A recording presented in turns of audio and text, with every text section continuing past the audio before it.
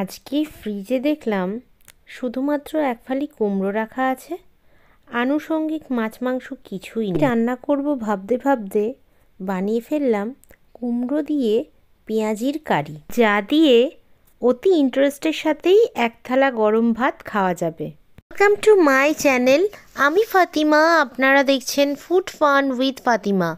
রেসিপিটি ভালো লাগলে অবশ্যই লাইক দেবেন, শেয়ার করবেন, চ্যানেলটি সাবস্ক্রাইব করে পাশে থাকা বেল আইকনটি অন করে রাখবেন যাতে আমার ভিডিওর আপডেট সর্বপ্রথম আপনার কাছে পৌঁছায়।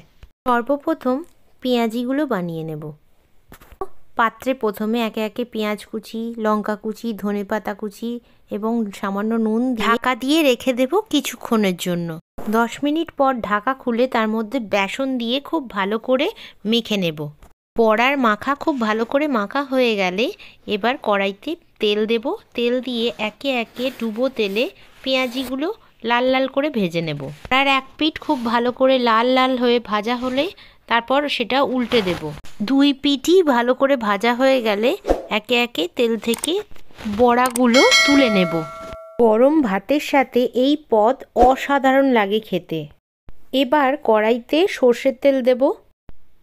তারপর সর্ষের তেলের মধ্যে একে একে গোটা জিরে এবং কালো জিরের ফোড়ন দিয়ে পেঁয়াজ কুচি দিয়ে খুব ভালো করে লাল করে নাড়াচাড়া করতে থাকব।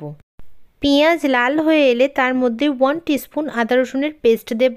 এবার সামান্য একটু জল দেব, কারণ মশলা দেব যাতে মশলাগুলো না পুড়ে যায়। এবার একে একে হলুদ গুঁড়ো, জিরে গুঁড়ো, ধনে গুঁড়ো এবং গোলমরিচের গুঁড়ো দিয়ে খুব ভালো করে নাড়াচাড়া করতে থাকবো। একটু সামান্য জল দিলাম যাতে মশলাটা না পুড়ে যায়। একটু নাড়াচাড়া করার পরই কাশ্মীরি রেড চিলি পাউডার দেব। এবার খুব ভালো করে নাড়াচাড়া করতে থাকবো। আমার মশলাটা প্রায় কষে এসেছে। এবার কুমড়োটা দিয়ে দেব। কুমড়ো দিয়ে খুব ভালো করে কুমড়োটা কষাতে থাকবো। ওটা কষানো হয়ে গেলে এবার ঢাকা দেব।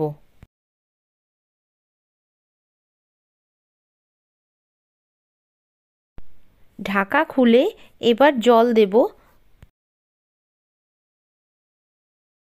পর আবারও ঢাকা দিয়ে রাখবো কিছুক্ষণ যাতে কুমড়োটা একেবারে গলে যায়। ঢাকা খুলে স্বাদ মতো নুন দেব। কুমড়োটা আমার একদমই সেদ্ধ হয়ে গেছে। এবার আমি এর মধ্যে সামান্য একটু চিনি দেব।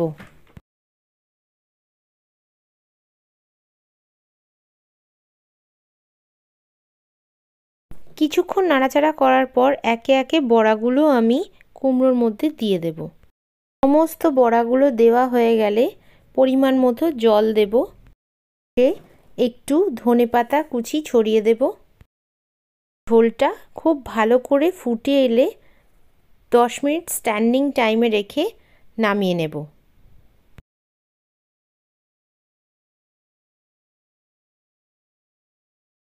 পেঁয়াজি দিয়ে কুমড়োর কারি আমার একদম রেডি হয়ে গেছে। এবার আমি উনুন অফ করে 10 মিনিট স্ট্যান্ডিং টাইমে রাখবো।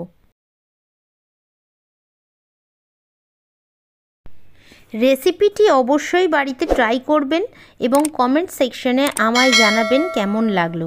এনিওয়ে, আমি ফাতিমা, আপনারা দেখছিলেন ফুড ফান উইথ ফাতিমা। দেখা হচ্ছে আপনাদের সাথে পরবর্তী পর্বে অন্য কোনো রেসিপি নিয়ে। ততক্ষণ সবাই ভালো থাকবেন। আল্লাহ হাফিজ।